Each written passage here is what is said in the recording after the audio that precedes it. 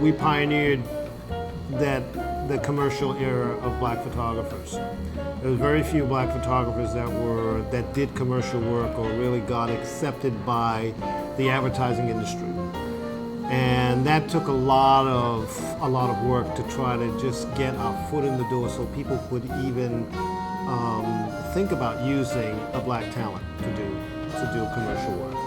But not only did we work in that area, Tony also worked in the fine arts area doing projects, his own projects of jazz musicians, and doing black nudes, doing just writers and poets and painters, all of these different special projects that he did, which really kind of puts him in a plateau of the fine arts area as well as the commercial. So I just wanted to comment on how that is so unusual. I didn't have good enough marks to go to college, and the guidance counselor said that you can't get into college, you need to get a trade. And I didn't know what I was going to do at first. And I always get the feeling that in life for everyone, you don't choose. It chooses you, yeah. I really believe that. It chooses you in every respect. For some reason, that's how things are when I look at other people and other things that go on in anybody's life. So the only thing I could figure out was that when I would go back and forth to school, I'd like to stop in secondhand bookstores, and I like to look at Look magazine and Life magazine because they had all those wonderful photos. And although we got Ebony at home, we didn't get Life and Look. And I realized that I like photography. So I decided to come to New York to go to a school, a night school, to learn photography. Lo and behold, I went to one semester, and they didn't really teach you anything. What I ended up doing was that I met a friend of my aunt's who was a photographer, and he brought me to this group called the Kamonge Workshop at that time. And that's how I learned a lot about photography and visuals, the vision of doing certain things. I got drafted in the Army, and I joined the Navy. So when I got into the Navy during Vietnam, they wouldn't give me a photography school.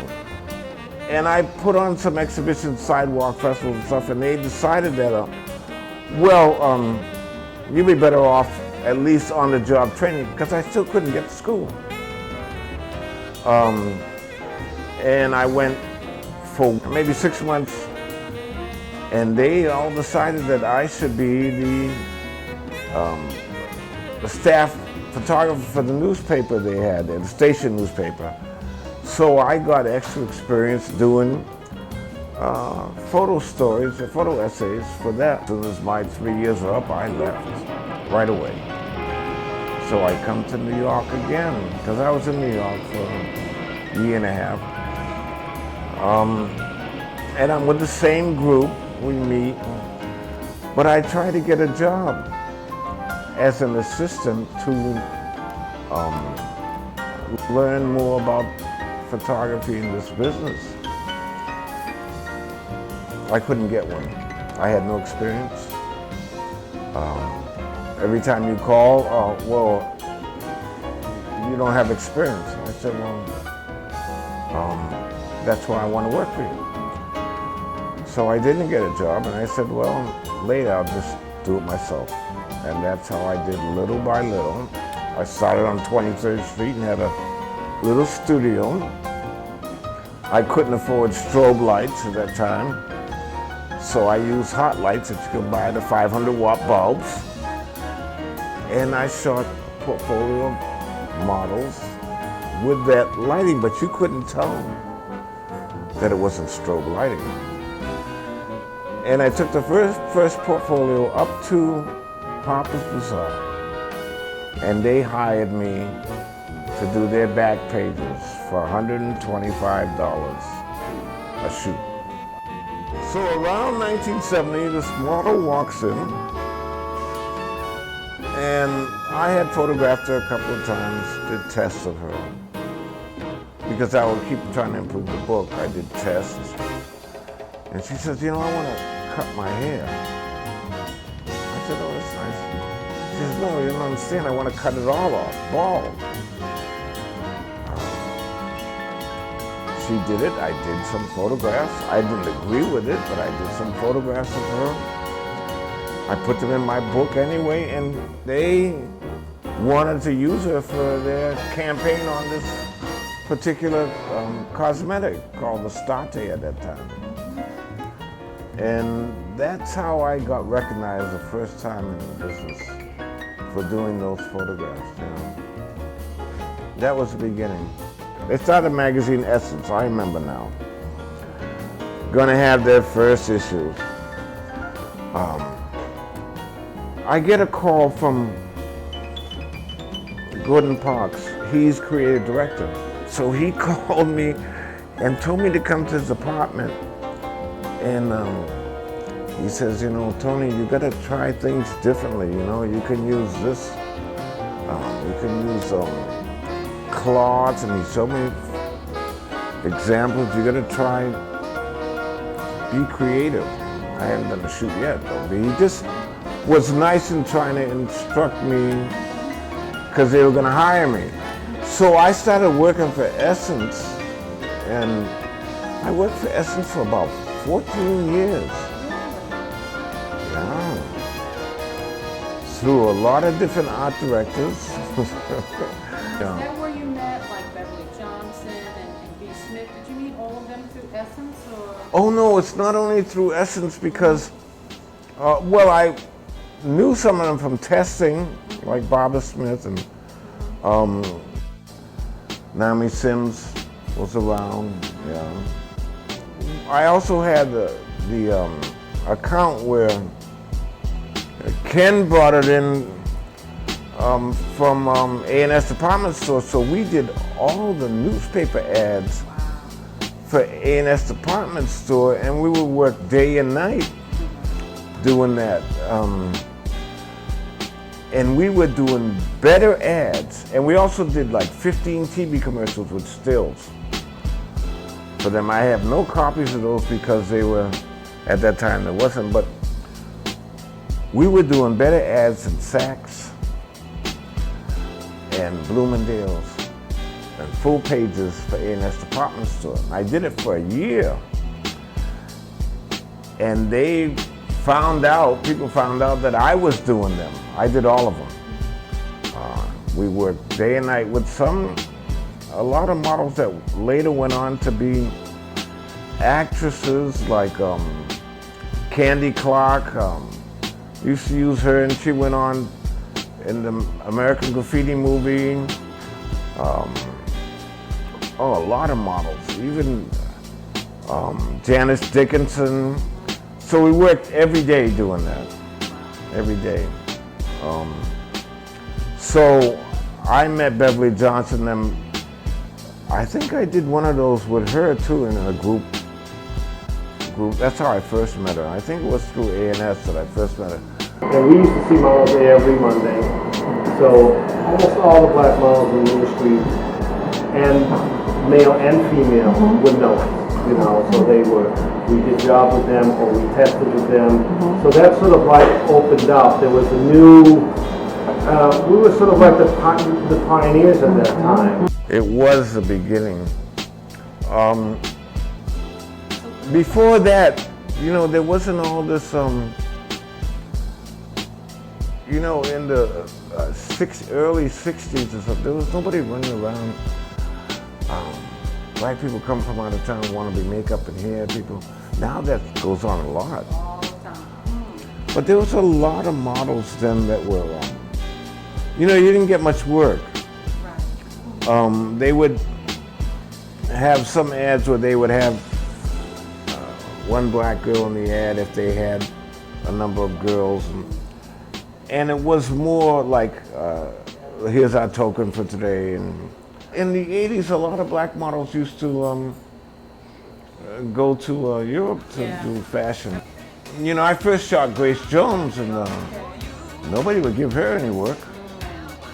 I gave her her first job. I shot her with the Chambers Brothers for Essence. That was her first job, and she couldn't get any work from anybody else. So she went to Europe, and she became a sensation, yeah. I had an exhibition sometime in the 70s somewhere. And he somehow saw her. And he called me up. It was in his Uncola days there. Yes. And he called me up, he said, I want to meet you. So, okay, and that's how I met him. Wow. And we talked a lot, and at one point, I think it was after I had done for a magazine in Germany called Geo, I spent 2 months working on the Dance Day of Harlem, and he had choreographed one of the pieces. Yes. And I met him again, and I started going. He heard that he knew that I painted as well, because I paint, and he would help me with the paints, you know, tell me. That Jeffrey Holder could do everything, right? Yeah. And so one day he says, Tony, I want to introduce you to someone, because I like introducing people to other people that I think would get along. And it was Regis Pagnès from Elle magazine. And I met Regis, and Regis had me working for Elle Decor magazine and Elle magazine for I don't know how many years. Wow. Until he retired, yeah. I said, well, I'm not a still life photographer. He said, but you're a photographer, you can do it. So I would shoot still life, anything for him, yeah. He was a wonderful guy.